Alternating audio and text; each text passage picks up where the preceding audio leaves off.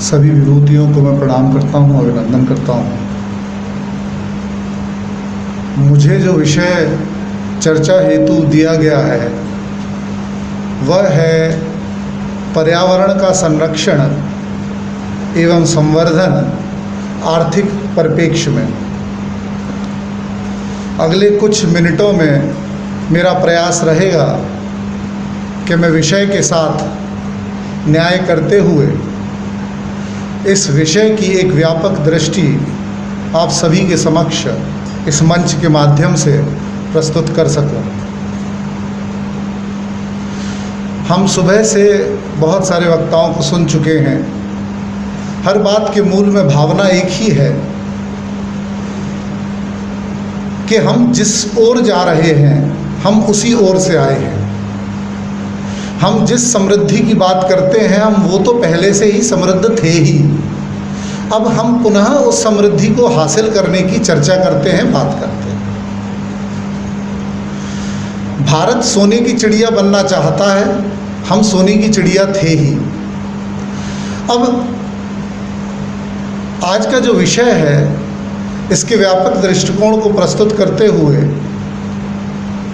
सर्वप्रथम हम इसको दोनों तरह से आंकने की कोशिश करेंगे कि सनातन विचारधारा से इस विषय का क्या है मूल, और साइंटिफिक परिवेश में इस विषय के क्या आधार हैं। पर्यावरण की परिभाषा को अगर हम गढ़ने का प्रयास करें तो मूलतः पर्यावरण के दो मूल आधार हैं, एक बायोटिक और एक अबायोटिक, मतलब एक जैविक और एक अजैविक। ये दोनों मिलकर हमारे पर्यावरण की संरचना करते हैं।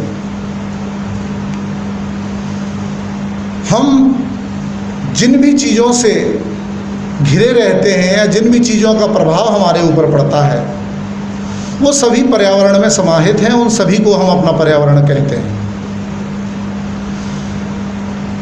आज पर्यावरण का विषय एक महत्वपूर्ण विषय है और वैश्विक विषय है। संकट हमारे दरवाजे पर है, हम चिंता कर रहे हैं, लेकिन अब समय ज़्यादा नहीं है। अगर हम मूल रूप से इस भावना को समझने का प्रयास करें तो पहला जो मानव अधिवेशन था वो स्टॉकहोम में 1972 में हुआ था पर्यावरण को लेकर। शायद वो मेरी उम्र से भी पहले, मेरे पैदा होने से पहले हुआ होगा, लेकिन फिर भी हम आज महसूस करते हैं कि हमने जो भी प्रयास किए वो सार्थक नहीं थे और हम वहाँ नहीं पहुँच पाए जहाँ हमें पहुँचना चाहिए था। मैं इस पूरी यात्रा को अपनी इस चर्चा में समाहित करने का प्रयास करूँगा। हम ये समझने का प्रयास करें कि संकट कब, कहाँ और कैसे खड़ा होता है। अगर हम पर्यावरण की बात करें तो पर्यावरण के मुख्य तौर पर 3 घटकों में बांटा जा सकता है। ये एक साइंटिफिक अप्रोच है उसकी, जिनको हम अंग्रेजी में अगर कहें तो प्रोड्यूसर कहते हैं, कंज्यूमर कहते हैं और डिकम्पोजर्स कहते हैं। मतलब प्रोड्यूसर वो जीव जंतु हैं या वो फ्लोरा और फौना हैं या वो पेड़ पौधे हैं जिनको अपने भोजन को बनाने हेतु किसी के ऊपर आश्रित नहीं होना होता। अब जो द्वितीय घटक है वह कंज्यूमरों का घटक है, यानी कि उसमें वे सभी जीव जंतु आते हैं जो अपना भोजन स्वयं नहीं पा सकते, उन्हें किसी न किसी के ऊपर भोजन पाने के लिए आश्रित होना पड़ता है। और जो तीसरा घटक है डिकम्पोजर्स का, वो घटक है जिसकी जिम्मेदारी ये होती है कि आप जो भी कचरा, जो भी वेस्ट, जो कुछ भी ज़मीन पर गिराते हैं वो उसको मूल तत्वों में विलीन करके और वापस से प्रकृति को लौटा देते हैं। अगर मूलतः हम इस संतुलन की चर्चा करें तो यहीं से हमारी समस्या का शुरुआत होती है। जब तक ये तीनों घटक आपस में तालमेल के साथ और संतुलन के साथ एक दूसरे अपनी जिम्मेदारियां निभाते रहते हैं तब तक पर्यावरण में किसी प्रकार की कोई हानि या ह्रास नहीं होता। किंतु जब भी ये तालमेल या संतुलन टूट जाता है, तब पर्यावरण में संकट पैदा होना शुरू हो जाता है। अब हम इसी चर्चा को कुछ उदाहरणों के माध्यम से समझने का प्रयास करेंगे। अगर हम पृथक घटक की बात करें तो प्रोड्यूसर जिनका कि काम होता है कि वो कार्बन डाइऑक्साइड लेते हैं, जैसा कि हमने पूर्व वक्ताओं को सुना, और ऑक्सीजन प्रदान करते हैं, वो फोटोसिंथेसिस के माध्यम से पूरा कार्य करते हैं और उन्हें किसी के ऊपर आश्रित होने की आवश्यकता नहीं होती। और बार बार ये बात आती है कि हम पेड़ लगाएं, और यही उसका कारण है कि वो जीवनदायी होते हैं, और पेड़ हम जितने लगाएंगे हमारी कार्बन डाइऑक्साइड ऑक्सीजन में परिवर्तित होती है। अब सवाल ये खड़ा होता है कि ये कंज्यूमर जो शब्द है हम दूसरों से लेते हैं, लेकिन समस्या यहीं खड़ी हो जाती है कि हम कितना लेते हैं। अब सुबह आदरणीय सतीश भाई साहब ने बताया कि दोहन और शोषण ये दोनों बड़े महत्वपूर्ण शब्द हैं। अब हम अगर इन कंज्यूमरिज्म की परिभाषा को थोड़ा सा और आगे ले जाएं और समझने का प्रयास करें कि किस तरीके के संकट खड़े होते हैं, तो हमने अभी कुछ दिनों पहले न्यूज़ में सुना होगा कि दिल्ली में साहब धूल भरी आंधियाँ चल रही हैं, लोगों का निकलना मुश्किल हो गया है, अब सड़कों पे जो है ना बिल्कुल अंधेरा छा गया है। अब समस्या ये है कि ये जो कंज्यूमरिज्म है, ये जो कंज्यूमर है, इसने जितना नुकसान पहुँचाना चाहिए था या जितना दोहन करना चाहिए था उससे अधिक शोषण कर लिया। अब राजस्थान के और दिल्ली के बीच में अरावली पर्वत है जिसपे कि बहुत सारा वेजिटेशन है। वो वेजिटेशन हमने काट दिया और उसको नुकसान पहुंचाया तो राजस्थान की रेत दिल्ली आ गई। अब यहाँ से कंज्यूमरिज्म का या कंज्यूमरों का शोषण शुरू होता है। हमें इन बातों का ध्यान रखना चाहिए कि हम इन तीन घटकों का संतुलन बहुत आवश्यक है पर्यावरण के स्वस्थ रहने के लिए। हमने प्रोड्यूसर्स को मदद नहीं करनी है लेकिन उनका शोषण नहीं करना है, इसीलिए पेड़ों की बात आज बहुत तेज़ी से और बहुत कारगर तरीके से अमल में लाई जा रही है। अब ऐसा हम आगे भी समझेंगे, इसको एक सनातन दृष्टि से भी समझने का प्रयास करेंगे कि कैसे हम पहले क्या था और अब क्या है और किस तरीके से ये चीज़ें परिवर्तित हो रही हैं। इसी पर्यावरण की परिभाषा में अगर हम तीसरे घटक को देखें, डीकम्पोजर्स, तो पहले घटक ने जो देना था हमने उसको काट दिया तो हम वो नहीं ले पा रहे हैं उससे। और जो दूसरा घटक, तीसरा घटक है जिसका काम है डीकम्पोजर्स, मतलब आप जो भी कचरा या वेस्ट गिराते हैं उसको वो डीकम्पोज करके प्रकृति को लौटा देता है और प्रकृति उससे रिजुविनेट हो जाती है या रिचार्ज हो जाती है और फिर से आपको देने के लिए तैयार हो जाती है। हमने पहले घटक से तो ले लिया और दूसरे घटक के लिए मुश्किल पैदा कर दी। अब कैसे मुश्किल पैदा कर दी? मुश्किल इसलिए पैदा कर दी कि उनके डीकम्पोजिशन का एक तरीका है। अब हमने ऐसे बायोडिग्रेडेबल वेस्ट दे दिए, नॉन डिग्रेडेबल वेस्ट दे दिए जिनको कि वो तोड़ नहीं सकते। अब जब वो टूटेगा नहीं तो वो प्रकृति में समाहित नहीं होगा और प्रकृति उससे रिचार्ज नहीं होगी, और जब रिचार्ज नहीं होगी तो वो एक जगह पे इकट्ठा हो जाएगा, और जब इकट्ठा होगा तो संकट फिर पुनः पैदा हो जाएगा। अब हमें संतुलन के लिए ध्यान रखना है कि ये संतुलन हमेशा बना रहे। अब इसी दिशा में हम बीच वाले घटक को देखें जो कि कंज्यूमरों का घटक है। आप पक्षियों को देखिए, आप जानवरों को देखिए, आप और सब जीवों को देखिए। अगर हम इस पूरे के पूरी व्यवस्था को दो हिस्सों में बांटें कि हम और बाकी जीव, मानव प्रजाति और बाकी सारे जीव, अब बाकी जीवों को कोई चिंता नहीं है, उनकी आवश्यकताओं की पूर्ति प्रकृति करती है। उनको भोजन मिलता है, पानी मिलता है, वायुमंडल मिलता है, श्वास मिलती है, सब कुछ मिलता है। अब मानव की समस्या यही है कि वो दोहन में कम विश्वास करता है, शोषण में ज़्यादा विश्वास करता है। मानव की समस्या वर्तमान नहीं है, मानव की समस्या भविष्य है।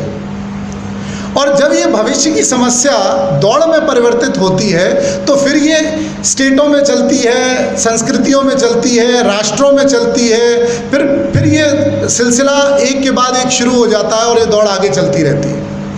इस दौड़ में हम इतने लिप्त हो जाते हैं कि हमें ये ध्यान ही नहीं रहता कि दोहन करना ही हमारी आवश्यकता है और शोषण हमें नहीं करना है। और इस शोषण से पर्यावरणीय संकट पैदा होता है। हम अगर इस विचार को और आगे ले जाएं और ये समझने का प्रयास करें कि आज की परिस्थिति में और हजारों वर्ष पूर्व की परिस्थिति में क्या फर्क था। वैसे तो कहा जाता है कि प्रकृति के पास असीम संसाधन हैं कि वो सभी की आवश्यकताओं की पूर्ति करती है, किंतु प्रकृति के पास इतने असीम संसाधन नहीं हैं कि वह मानव प्रजाति के लालच की पूर्ति कर सके। तो हमारी आवश्यकताओं की पूर्ति तो अवश्य होगी, किंतु हमारे लालच की पूर्ति की कोई भी व्यवस्था नहीं है। अब मैं ये पर्यावरणीय व्यवस्था की जो परिभाषा थी, इसको मैंने साइंटिफिक तरीके से समझने का प्रयास किया या बताने का प्रयास किया। अब मैं इसी व्यवस्था को और आगे ले जाकर हमारी सनातन जो विचारधारा है वो पर्यावरण के बारे में क्या कहती है। अब ऐसा तो नहीं हुआ होगा कि परमात्मा ने किसी दिन कल्पना की होगी कि मुझे मानव को बनाना है, सृष्टि का निर्माण करना है। तो स्वाभाविक सी बात है कि परमात्मा ने कल्पना की होगी, एक विचार उत्पन्न हुआ होगा। तो वेदों में लिखा है सो काम्यत, उसने कामना की। आत्मनम आकाश संभोत, उसने आकाश का निर्माण किया। आकाशद वायु, वायुर अग्नि, अग्निर आपः, आपः तद्भया पृथ्वी, पृथ्वी औषध, औषध अन्न, अन्नाद पुरुषे, और पुरुष इति पुरुषे। मतलब कि परमात्मा ने पहले परिकल्पना की और एक विचार आया कि मानव को या सृष्टि का निर्माण करना है। उसने आकाश बनाया, आकाश से वायु बनी, वायु से पानी बना, पानी से अग्नि बनी, अग्नि से पृथ्वी बनी, और फिर उसके बाद औषध बना, फिर अन्न बना, और अन्न से पुरुष बना। अब आप समझें कि पुरुष तक तो ठीक था, लेकिन इस पुरुष में उस आत्मा ने प्रवेश किया। तो हम मूलतः जब गीता को भी पढ़ते हैं हम सनातन विचार की बात करते हैं तो हम कहते हैं अहम ब्रह्मस्मि, मैं ही ब्रह्म हूँ। अब ये वही बात है कि मैं नेचर का गार्जियन हूँ। एक्चुअल में देखा जाए तो हमारे अंदर प्रकृति को लेके वो भाव होना चाहिए जो माता और पिता को दिल में और माता और पिता के जज्बे में अपने बालक को लेकर होता है। क्योंकि मैं शरीर तो नहीं हूँ, ये तो हम सब जानते हैं, हम सब कहते भी हैं इस बात को। अब हम इसी बात को समझते हुए पर्यावरण को अगर समझेंगे तो पर्यावरण का अर्थ है पर्यावरण, मतलब जो आवरण हमने ओढ़ रखा है उसी को हम पर्यावरण की संज्ञा देते हैं। अब जब शरीर की हम बात करते हैं तो शरीर भी वही आवरण है जो हमारी आत्मा ने ओढ़ रखा है। शुद्धि शरीर की भी आवश्यक है और पर्यावरण की भी आवश्यक है। मन की शुद्धता जैसे जैसे होती जाएगी, जैसे जैसे लोलुपता कम होती जाएगी, वैसे वैसे पर्यावरण का संरक्षण और संवर्धन आसान होता जाएगा। हम इसी दृष्टिकोण को आगे भी इस चर्चा में कई उदाहरणों के हिसाब से समझने का प्रयास करेंगे कि अब हम जब संरक्षण और संवर्धन की बात करते हैं, मेरा विषय भी यही है कि पर्यावरण संरक्षण एवं संवर्धन आर्थिक परिप्रेक्ष्य में। अब जब हम सुबह से ये बात को सुन रहे हैं और समझ रहे हैं कि हम सोने की चिड़िया थे, हम समृद्ध थे, हम शिक्षा में नंबर 1 थे, हम खेती में नंबर 1 थे, हम टेक्नोलॉजी में नंबर 1 थे, और वास्तव में हम थे। ये सही है कि हम थे, और वो इसलिए सही है कि अगर हम संरक्षण और संवर्धन की बात करेंगे तो हम जानेंगे कि गड़बड़ कहाँ है। वास्तविक रूप से अगर हम समझने का प्रयास करें तो आज हम अपने उपभोग में जिन भी वस्तुओं को लाते हैं और जिन भी चीज़ों को हम अच्छा समझते हैं, वो चीज़ें कुछ शताब्दी पूर्व, कुछ सालों बाद अनुपयोगी साबित होने लगती हैं। किंतु अगर हम सनातन विचार पे जाएं और हम ये समझने का प्रयास करें कि ऐसी कौन सी बात है कि जो 5000 वर्ष पूर्व भी उतनी उपयोगी थी और आज भी उतनी उपयोगी है, तो कहीं ना कहीं हमारे सोच के दायरे में फ़र्क आएगा और हम समझ पाएंगे कि हमारी समृद्धता का कारण क्या था। मैं एक छोटा सा उदाहरण आपके समक्ष प्रस्तुत करूंगा कि हम सनातन विचार में यज्ञ को बहुत महत्वता देते हैं। यज्ञ हमारे हर पूजन का आधार है। अगर आप यज्ञ की साइंटिफिक मैकेनिज्म को समझने का प्रयास करेंगे तो आपको समझ आएगा कि यज्ञ में जब हम अग्नि प्रज्वलित करते हैं और उसमें प्रचुरतः आम की लकड़ी का हवन होता है और हम आम की लकड़ी को प्रवाहित करते हैं उसके अंदर, उस अग्नि में जब आम की लकड़ी को जलाया जाता है तो उससे फॉर्मल्डिहाइड नाम की एक गैस निकलती है। अब ये जो फॉर्मल्डिहाइड नाम की गैस है, ये CFC को न्यूट्रलाइज करती है। अब CFC जो है वो क्लोरोफ्लोरोकार्बन, जो हम आज सभी सुनते हैं कि साहब ओजोन लेयर का डिप्लीशन हो रहा है, उसमें छेद हो गया, इसलिए हमें क्लोरोफ्लोरोकार्बन्स को न्यूट्रलाइज करने की आवश्यकता है। अब आप सोचिए कि आज से 5000 वर्ष पूर्व ये ज्ञात था कि क्लोरोफ्लोरोकार्बन को न्यूट्रलाइज करने के लिए कौन सी लकड़ी को यज्ञ में प्रवाहित करना है। मतलब कितना स्ट्रॉन्ग मैकेनिज्म रहा होगा उस समय पर। अब आप समझिए कि उसमें जब हम समिधा डालते हैं और उसके अंदर घी, तिल, गुड़ जब हम ये सब डालते हैं तो उसमें से प्रोपिलीन नाम की एक गैस निकलती है, और वो गैस जो है वो आसपास का जो एनवायरनमेंट होता है उसमें ऑक्सीजन की लेवल्स को बढ़ा देती है, और चूंकि वो ऑक्सीजन के लेवल को बढ़ा देती है तो हमारे ब्लड वेसल से होकर जब वो अंदर पहुंचती है तो वो मुख्य तौर पर कैंसर के लिए बहुत ही उपयोगी साबित होती है। अब सोचिए कि 5000 वर्ष पूर्व इस बात का हमारे वेदों को ज्ञान था, और आप देखिए कि ऐसा नहीं है कि केवल अंदाजा और आकलन है। मैं अगर पूर्ण व्यवस्था पर जाऊं और सनातन में जो वेदों में लिखा हुआ है अगर उस पर चर्चा करूं तो कहा गया है, न सत आसीत न असत आसीत, मतलब न सत था न असत था, न रजो न देवो परा, न ग्रह नक्षत्र थे और ना ही वायुमंडल था।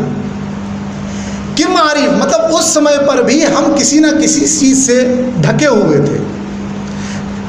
तृण छंदासी, आपो बातो औषधया, मतलब उस समय पर भी हमारा भूमंडल 3 चीज़ों से ढका हुआ था, एक पानी, वायु और औषधि। तो ऐसा नहीं है कि तब हमें ज्ञान नहीं था कि हमारा वायुमंडल में उसका संवर्धन या संरक्षण किस तरीके से करना है। अब हम इसी बात को आज के वर्तमान परिप्रेक्ष्य में समझने का प्रयास करते हैं।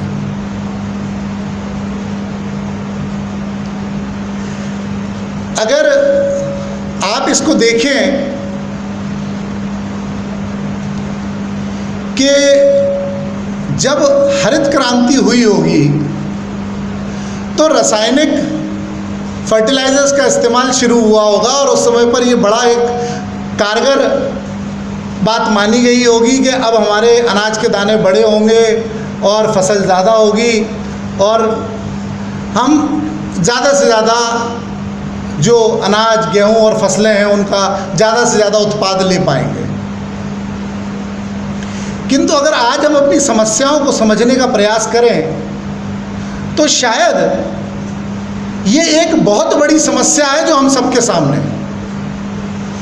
आज हम उसी रासायनिक खाद से लड़ रहे हैं जिसका उत्पाद या जिसकी उत्पत्ति हमने 40 वर्ष पूर्व की। जहाँ तक मुझे स्मरण पड़ता है कि 60 के दशक में ऐसा कुछ रहा होगा। जिम्मेदारी, जो बात 5000 वर्ष पूर्व भी आज उतनी उपयुक्त है और हम 40 साल में जो निर्णय करते हैं वो आज अनुपयुक्त साबित होने लगता है। तो कहीं ना कहीं हमें संरक्षण और संवर्धन की दृष्टि से पुनः वापस जाना होगा और ये समझना होगा कि जो ज्ञान हमारे पास पहले से मौजूद है हम उसका इस्तेमाल अपन भविष्य के निर्माणों के लिए करें, भविष्य के उत्पादों के लिए करें, भविष्य की समझ के लिए करें।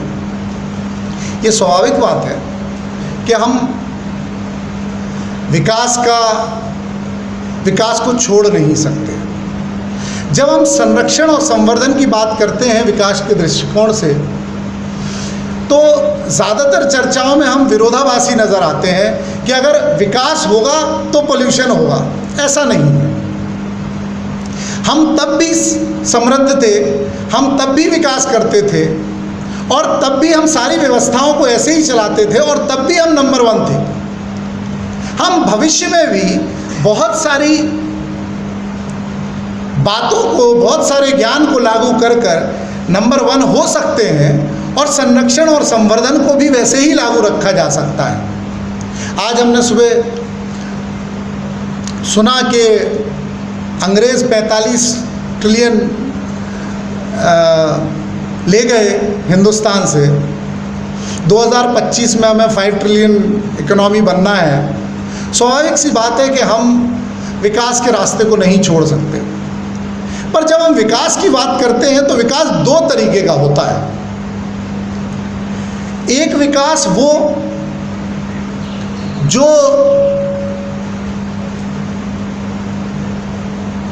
क्रमिक विकास है और स्वतः ही हमारा पर्यावरण हमारे प्रजाति में वो विकास निरंतर होता रहता है। मानव वैसे म्यूटेट करता है और चीज़ें जो है ना वो वैसे वैसे बदलती रहती हैं। हम जानते हैं कि हमारे पूर्वज, हम वानरों से उत्पत्ति है और हम आज इंसानों के तौर पे यहाँ पर बैठे हैं। अब सवाल ये खड़ा होता है कि इस क्रमिक विकास के लिए आवश्यकता किस चीज़ की है।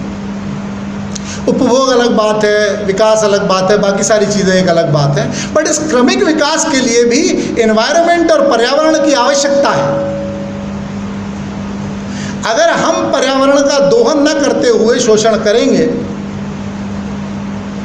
तो आने वाली पीढ़ियों का जो विकास होगा वो कितना कष्टमय होगा और किस तरीके का होगा, इसकी परिकल्पना हम आज नहीं कर सकते। हमारी पहली जिम्मेदारी ये है कि हम क्रमिक विकास के लिए पर्यावरण को स्वस्थ रखें। अब हम अगर इसके आगे विकास की बात करते हैं तो हम एक छोटे से उदाहरण से समझने का प्रयास करें कि वेदों में कहा गया है, रजता शुद्धते नारी नदी बेगेन शुद्धता। नारी अपने मासिक धर्म से शुद्ध होती हैं और नदी अपने वेग से शुद्ध होती है। अब हम जिस विकास के बारे में सोचते हैं, अगर हम समझने का प्रयास करें तो इस बात का अर्थ ये है कि अगर आप इसको साइंटिफिकली समझने का प्रयास करेंगे तो आप जानेंगे कि पानी का जो सरफेस टेंशन होता है वो हर जगह अलग अलग होता है। हम अगर मानव शरीर के सरफेस टेंशन की बात करें तो लगभग 34 डाइन के आसपास रहता है। हम बंद कुंड के सरफेस टेंशन की बात करें तो लगभग 74 डाइन के आसपास रहता है, और हम बहती हुई नदी के सरफेस टेंशन की बात करें तो लगभग 50 के लगभग रहता है। अब ये महत्वपूर्ण इसलिए है कि जब नदी बहती है तो वो पत्थरों से टकराती है और बैक्टीरियल फज पैदा होता है,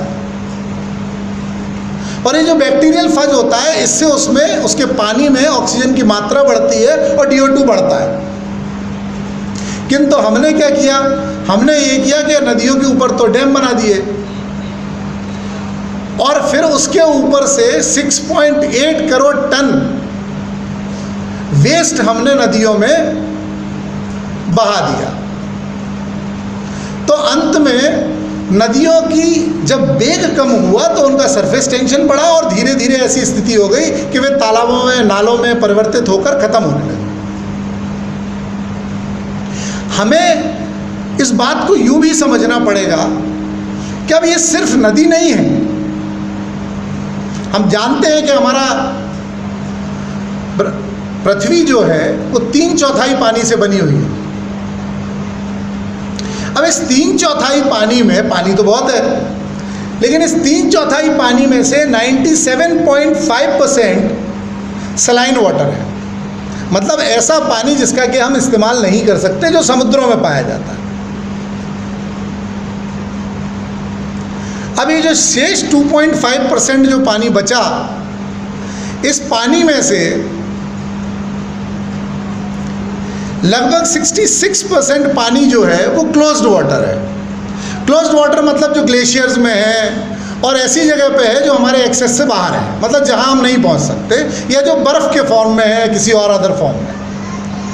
अब जो शेष हमारे पास बचा उसमें से 33% लगभग ग्राउंड वाटर है।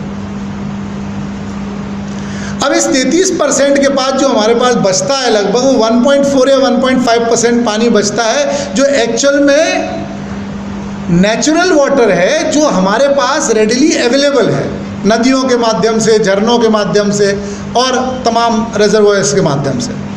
अब आप सोचिए कि हम इतना कचरा और इतना प्रदूषण अगर इस 1.5% वाटर में डालेंगे तो हम पिएंगे क्या? तो संकट तो स्वाभाविक है। अब सवाल ये खड़ा होता है कि संकट अगर स्वाभाविक है तो इसके लिए हमें प्रयास क्या करना चाहिए? हमें प्रयास ये करना चाहिए कि हम एक तरफ जब संतुलन की बात करते हैं तो हमें दूसरी तरफ ये समझना होगा कि हम जिन भी आविष्कारों का आज नाम लेते हैं और हम हर एक दशक के बाद सोचते हैं कि नहीं अब हम बेहतर हो गए, अब हम बेहतर हो गए, हम पुनः वहीं पहुंच जाते हैं जहां से हम शुरू हुए थे। नियम बहुत सारे हैं, कानून बहुत सारे हैं जिनको अमल में लाया जा सकता है। अब महत्वपूर्ण बात यह है कि आज हम पॉलीथीन की बात करते हैं, एक सबसे बड़ा संकट हमारे सामने है। हर किसी से आप बात करो तो वो यही कहेगा, नगर निगम प्रशासन सबसे बात करिए, वो सब यही कहेंगे कि साहब पॉलीथीन को हटाना है। अब आज आई कहाँ से है? प्रकृति ने तो दी नहीं पॉलीथीन, कहीं ना कहीं से तो आई होगी। हमें विचारों के मूल में लौटना होगा। हमें ये समझना होगा कि अगर समस्या हमारी है तो समाधान भी हमारा होगा। हमें यह भी समझना होगा कि हम समस्या हमारी हो और समाधान विदेशी हो, ऐसा संभव नहीं है। अगर समस्या स्वदेशी है तो उसका समाधान भी स्वदेशी ही होना चाहिए।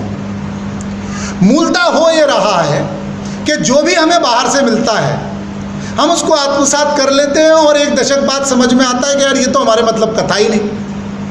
अब जब वो हमारे मतलब का नहीं होता है तब तक वो एक बड़ी समस्या बन चुका होता है। अब ये जो पॉलीथीन है इसका बेजा इस्तेमाल हमने किया, हमने डाला, अब तीसरा घटक इसको तोड़ने में सक्षम ही नहीं है तो ख़त्म कैसे होगी? अब हमने उसको रोकना शुरू कर दिया। आप समझने की कोशिश करिए कि हर व्यक्ति का, हर समाज का डीएनए अलग है। मैं एक छोटे से उदाहरण से आपको इस बात को समझाने का प्रयास करूंगा कि दूध हम सब जानते हैं, हम सब जानते हैं, हम सब पीते भी हैं। आपको जानकर आश्चर्य होगा कि जो दूध होता है इसमें एक लैक्टोज नाम का कंपोनेंट पाया जाता है, और ये जो लैक्टोज होता है, इस लैक्टोज को आप किसी भी अन्य जीव को अगर पिलाएंगे तो वो इसको पिएगा, लेकिन बालकाल तक ही पिएगा।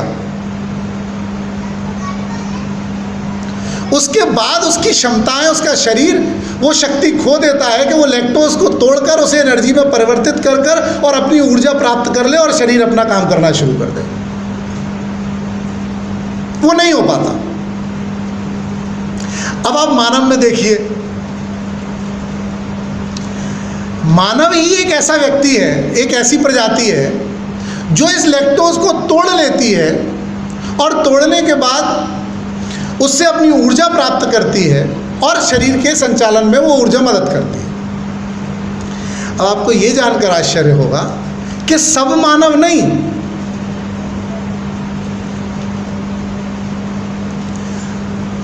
एशियन कंट्रीज जो हैं, इनके जो लोग हैं उनमें ही ये क्षमता पाई जाती है कि वो हम रात को एक बड़ा गिलास दूध पी लें और लैक्टोज को तोड़ लें और तोड़ने के बाद उसको एनर्जी में प्रवाहित कर लें और उससे ऊर्जा लेकर अपने शरीर के संचालन में इस्तेमाल कर लें। अगर आप इसी को लेकर सिंगापुर जाएंगे या यूरोपियन कंट्रीज़ में जाएंगे तो अधिकतर देश, उनके शरीर इस बात के लिए म्यूटेट कर चुके हैं, वो लैक्टोज को नहीं तोड़ सकते, वो दूध नहीं पी सकते।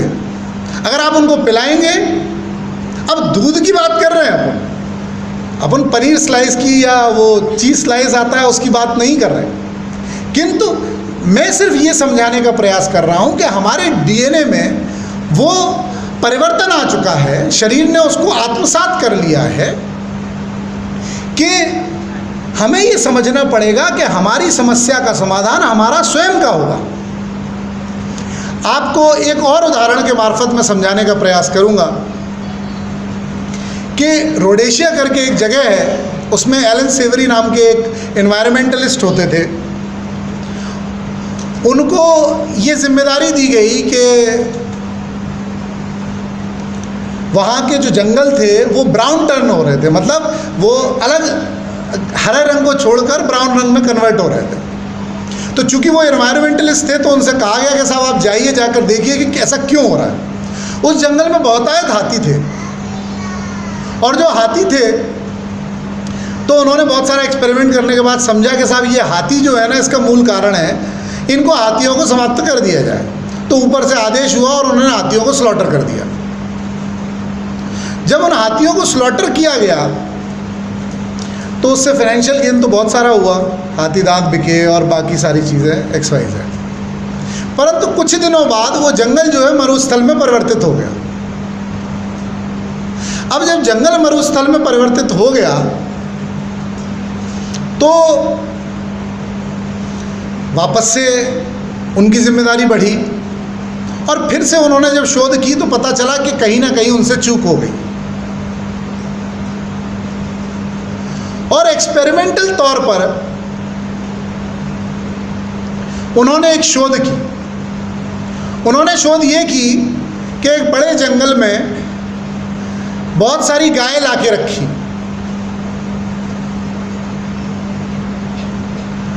और दूसरा एक और जंगल एक रिजर्व किया जिसमें कि उन्होंने दूसरे जानवर या जीव रखे। जब उन्होंने उन गायों को उस जंगल में रखा तो उन्होंने देखा कि साहब कुछ दिनों बाद वो जिस जंगल में गायों को रखा था वहाँ वेजिटेशन पनपने लगा। ये वास्तविक उदाहरण है। और जब वो वेजिटेशन पनपने लगा तो उन्होंने ये साइंटिफिक रिसर्च में जानने का प्रयास किया कि अंत में वेजिटेशन पनपने क्यों लगा। तो वो इस बात की जब मूल में गए तब उनको समझ आया कि सॉइल के साथ जब गौमूत्र और गोबर मिला, तब साइंटिफिकली उन्होंने इस बात को समझने का प्रयास किया और जाना कि 1 किलो गोबर में 9 लीटर पानी समाहित करने की क्षमता होती है।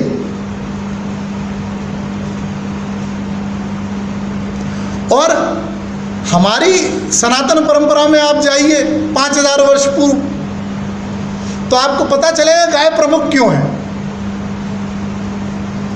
ये बात सिर्फ इतनी सी है कि अगर हम समस्याओं का समाधान खोजना चाहते हैं तो समस्याएं भी हमारी होंगी और समाधान भी हमारे होंगे। आज एक और बहुत विशेष तरह की बात निकल पड़ी है कि 1 पेड़ काटिए और 10 पेड़ लगाइए। अब सवाल ये खड़ा होता है कि 1 पेड़ तो कट जाएगा और 10 पेड़ लग भी जाएंगे। अब प्रॉब्लम ये है कि इससे एनवायरमेंटल कंजर्वेशन हो रहा है या नहीं हो रहा है।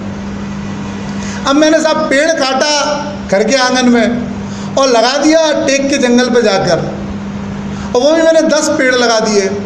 अब जब आप 10 पेड़ की कॉस्टिंग में जाएंगे तो आपको पता चलेगा कि उसमें 80% पेड़ तो सैलरी में चले गए और 10% जो राशि थी वो खर्च हुई पेड़ों के ऊपर। अब उनका रखरखाव कैसा हुआ कैसा नहीं हुआ ये भविष्य की बात है, पर हमें जिम्मेदारी का परिचय देना होगा। हमें इस बात को समझना होगा कि हमारी मूल समस्या क्या है। हमारी मूल समस्या,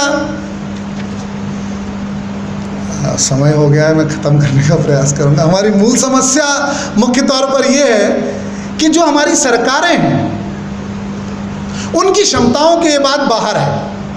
मैं पूर्ण विश्वास के साथ ये कह सकता हूं कि हमारी कोई भी सरकार इस समस्या का समाधान नहीं ढूंढ सकती। इसलिए नहीं ढूंढ सकती क्योंकि इसका जो चक्र है, सरकार की सीमा है 5 साल। इसका चक्र 5 साल में पूरा हो ही नहीं सकता, और कोई भी नीति जो 5 साल में बनाई जाएगी वो फेलियर साबित होगी ही। और मैं विश्वास दिलाता हूँ इस बात का कि अगर स्वदेशी के मंच से ये पर्यावरण की आवाज़ उठी है तो ऐसे संगठन जिनको सतत पीढ़ी दर पीढ़ी, जनरेशन दर जनरेशन अगर आगे चलते रहना है, अगर इस समस्या का समाधान आप खोजना चाहते हैं तो ये जिम्मेदारी ऐसे संगठनों को लेनी होगी, ऐसे स्वयंसेवकों को लेनी होगी और ऐसे लोगों को लेनी होगी कि जो हमेशा आगे इसको आगे निकालें। क्योंकि सरकारों की दृष्टि बड़ी सूक्ष्म है। अब आप दिल्ली जैसी जगह देख लीजिए, 10 सरकारें बैठी हुई हैं, डीडीए में अलग बैठे हुए हैं। हमारे यहीं देख लीजिए आप, ग्वालियर में नगर निगम अलग है, कलेक्टर अलग तरीके से काम करते हैं और बाकी फॉरेस्ट अलग तरीके से काम करता है। मल्टीप्लिसिटी ऑफ अथॉरिटी इतनी ज़्यादा है कि कोई कोऑर्डिनेशन है ही नहीं। अब जब कोऑर्डिनेशन नहीं होगा तो निर्णय कैसे होगा? निर्णय करने के लिए आपको कोऑर्डिनेट करना पड़ेगा, तभी आप किसी एक सूत्र पे पहुंच पाएंगे जहां निर्णय होगा। तो बहुत सारे लोगों को, बहुत सारी सरकारों को इस बात पर विचार करना होगा और इसके लिए ऐसे संगठनों को जिम्मेदारी लेनी होगी, सामाजिक संगठनों को, जो इसको हमेशा एक काम और प्रक्रिया की तरह आगे चलाते रहे। ये हमारा घर है, इसका सहेज कर हम रखेंगे। और इस बात का विशेष जोर रहना चाहिए कि हम जिन चीज़ों को आज इस्तेमाल कर रहे हैं कल वो हमारे लिए समस्या ना पैदा हो जाए।